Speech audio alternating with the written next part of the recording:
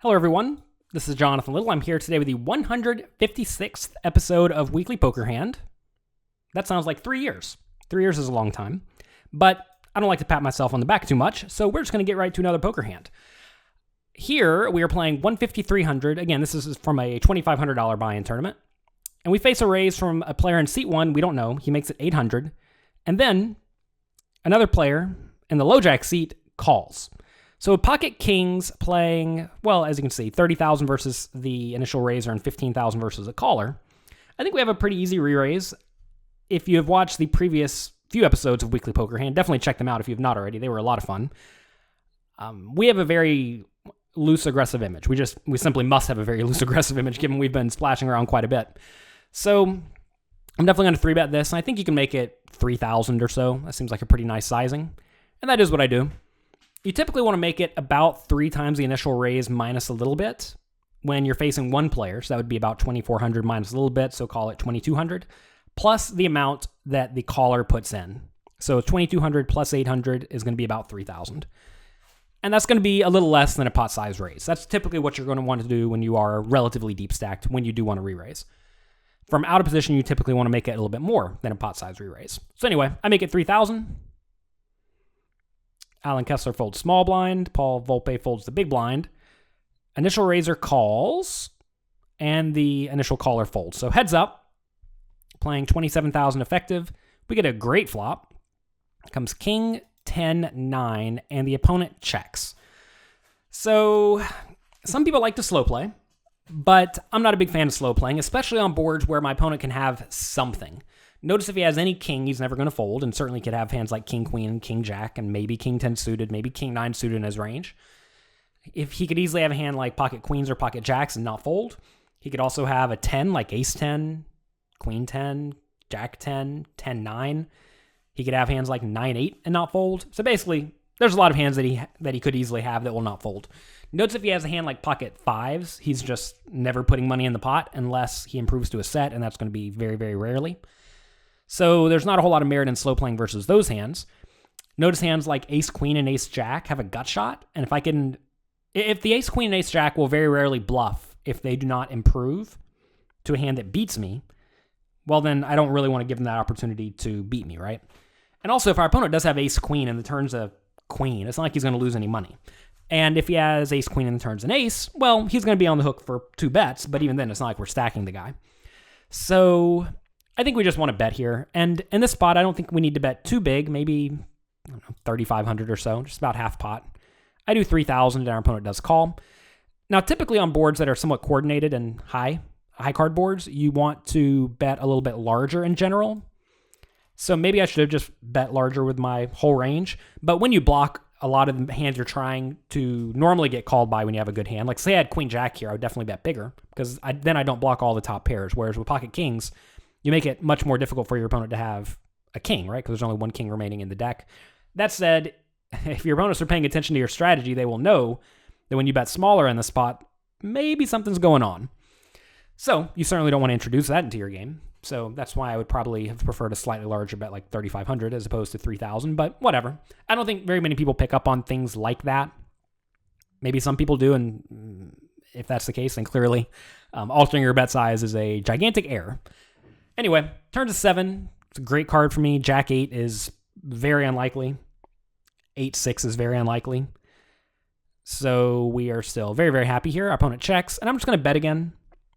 At this point, we are trying to get called by a random 10, like Jack 10 or Queen 10, or maybe hand like pocket queens or jacks. So I don't think we need to bet too big here. I think we can go, I don't know, call it 5,000. Seems nice.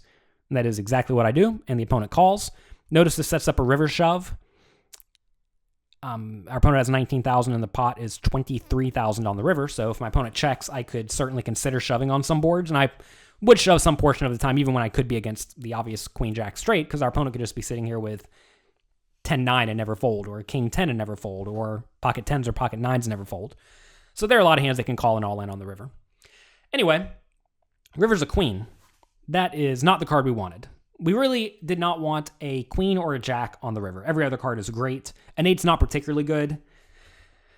But a queen and a jack are particularly bad because now any hand with a jack got there, right? So if he had king jack, he gets there. If he has jack 10, he gets there. If he had queen jack, well, we already were losing. If he had jack 9, he gets there. And hands like jack, well, you have to realize the hand with a jack is going to call a turn bet, right? Because on the turn, a jack is a double gut shot straight draw. So a queen is actually way worse for us than a jack would be. Because if our opponent had a hand like queen 10 on the turn, notice that is only a gut shot, right?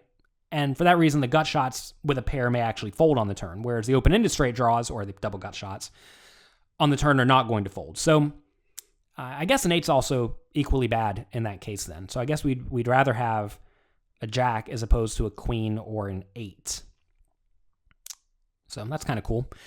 8s are also, I guess an 8 is not completely unlikely, but it is more unlikely that our opponent has an 8 than he has a jack, right? Because if he has an 8, he's not going to call the flop very often unless it's 10-8 or 9-8. So there are fewer combinations of that. So anyway, here we are. We get a bad river. Our opponent leads into us for 10,000 into the 23,000 pot. We need to win about 23% of the time to justify calling. So do we win 23% of the time? I don't know. We have top set. Whenever you have a hand like top set and you need to win something like 30% of the time or less, if your opponent just has any bluffs whatsoever, you should just strongly consider calling. Some people will just overvalue hands randomly, like maybe our opponent has a set of 9s and he's playing it weird. Maybe he has a hand like 9-8 and decided to turn it into a bluff. I mean, people do weird stuff. And if you're folding this hand, this top set of kings, you have to understand here, you're folding essentially your entire range because on the flop, I'm not going to be betting the flop and the turn with very many hands with a jack. If I had king jack or jack 10, I would certainly check behind on either the flop or the turn. Same thing goes for pocket jacks. So really the only hand I'm going bet with, or bet the flop and bet the turn with, that has a jack is exactly queen jack. A queen just came on the river, so that kills some of those combinations. So I hate this spot, but I think we just have to call. I actually discuss situations like this in my upcoming book, Mastering Small Stakes No Limit Hold'em, where what do you do whenever the obvious draw completes and your opponent leads into you? And there's really no good answer because your opponent, if he's not a very good player, he either has it every time or he never has it. And with no read, you just don't know. And it's important to understand that you don't know. This player knows what he's doing, right? He knows he's either leading here every time with the nuts or almost every time with nothing, or maybe he's balanced. And the thing is that if we don't know what he's doing, or if he is balanced, meaning he has some bluffs in his range, then we have a really easy call, right? And the only time we can justify folding here is when you know that this specific player never bluffs in this manner. And it's hard to actually know something in poker. A lot of people think they know things in poker. And I would venture to say that the vast majority of poker players make assumptions way too quickly. Like they'll see someone lead in the spot on the river one time and they'll show up with a jack for a straight. And then they'll see the player lead next time. And they're like, oh, this guy just always has a straight because he led in this spot last time. But you don't know that. Maybe your opponent's just good and balanced.